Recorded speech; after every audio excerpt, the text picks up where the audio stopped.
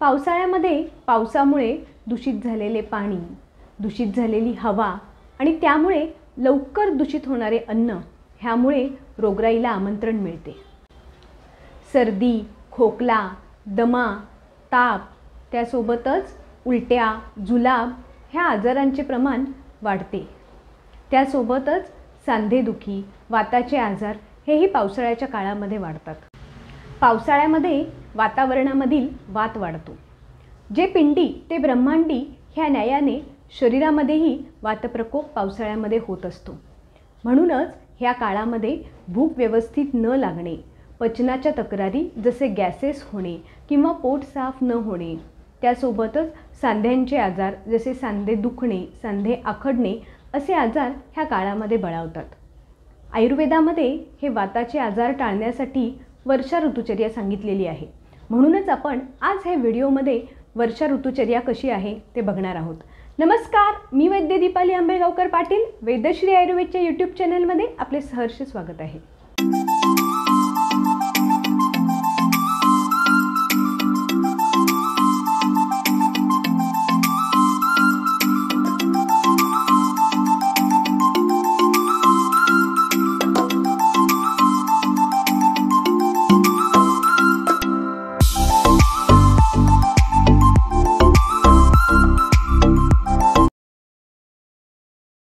ह्या वर्षा ऋतुचर्येमध्ये सर्वप्रथम आपण कोणत्या प्रकारचा आहार घ्यावा हे बघणार आहोत।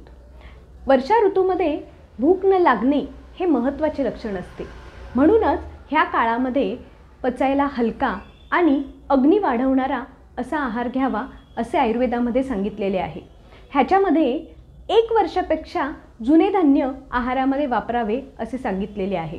कारण नवीन धान्य हे शरीरामधील दोष वाढवणारे असते आणि पचायला जड असते। त्यामुळेच ह्या काळामध्ये 1 वर्षापेक्षा जुने तांदूळ, गहू, ज्वारी असे वापरावे। पण जर हे 1 वर्षापेक्षा जुने धान्य आपल्याला मिळाले नाही तर त्याऐवजी हे धान्य भाजून घ्यावे। भाजल्यामुळे ह्या धान्यामध्ये एक प्रकारचा हलकेपणा येतो आणि हे पचायला हलके होते। त्यासोबतच ह्या काळामध्ये लाह्यांचा वापर करावा। लाह्या ह्या पचायला हलक्या असतात तरीही शरीराला बल देणाऱ्या असतात। त्यामुळे ह्या काळामध्ये साळीच्या लाह्या, ज्वारीच्या लाह्या, पॉपकॉर्न ह्यांचा उपयोग मधल्या वेळेत भूक लागल्यास करावा। म्हणूनच कदाचित नागपंचमीच्या वेळेस लाह्यांचा उपयोग करत असावेत। ह्या ऋतूमध्ये मुगाचे वरण, कुळथाचे पिठले, ज्वारीची भाकरी, गव्हाच्या पोळ्या ह्यांचा वापर आहारामध्ये करावा। मैद्याचे पदार्थ शक्यतो टाळावेत। स्वयंपाकामध्ये मसाल्याच्या पदार्थांचा वापर भरपूर प्रमाणामध्ये करावा। जसे की मोहरी, जिरे, हिंग, सुंठ, पिंपळी, आले, लिंबू, पुदिना, कोथिंबीर, लसूण ह्यांचा वापर भरपूर प्रमाणामध्ये करावा। मसाल्याचे पदार्थ हे अग्नी वाढवणारे आणि तोंडाला चव आणणारे असतात। त्यासोबतच हे कोणत्याही इन्फेक्शनशी लढायला मदत करतात। विशेषतः लसूण ह्या काळामध्ये भरपूर वापरावा। लसूण हा उष्ण असतो आणि त्यासोबतच लसूण हे वाताचे एक श्रेष्ठ औषध आहे। त्यामुळे ह्या काळामध्ये लसूण जास्ती प्रमाणामध्ये वापरावा। दुधी भोपळा, दोडका, पडवळ, भेंडी, कोबी ह्यासारख्या फळभाज्यांचा वापर पावसाळ्यामध्ये भरपूर प्रमाणामध्ये करावा। ह्या ऋतूमध्ये तेल आणि तुपाचे प्रमाण भरपूर ठेवावे।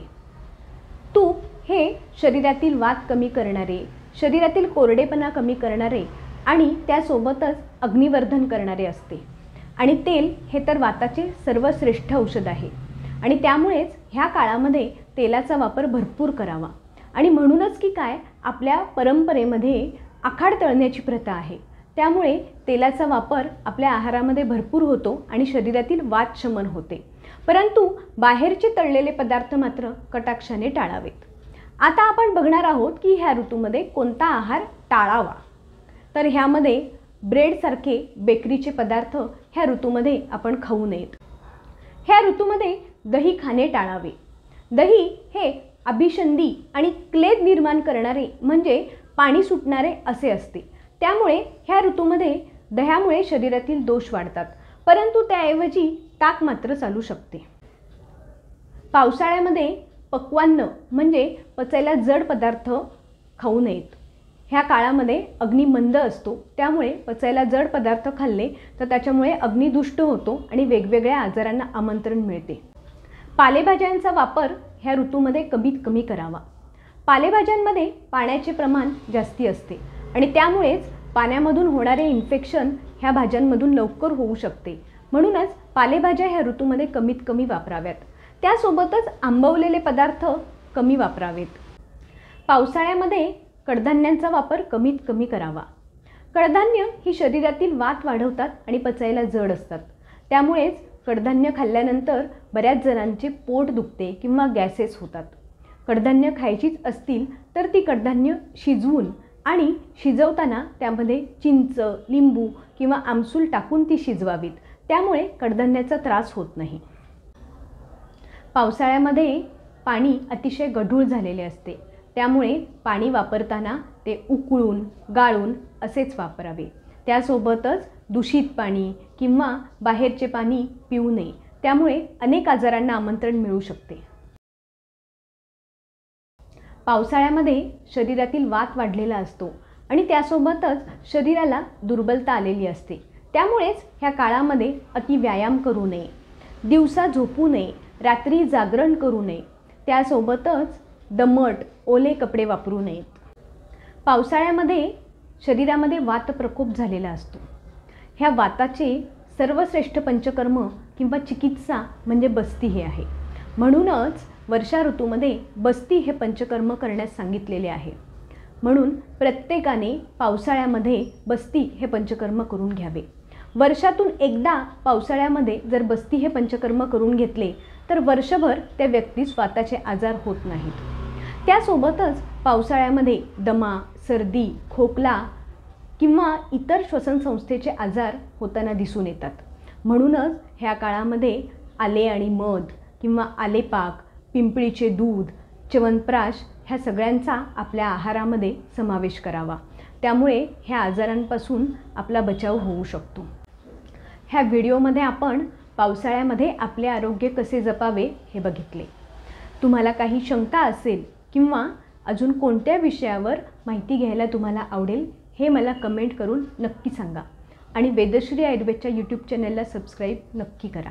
धन्यवाद.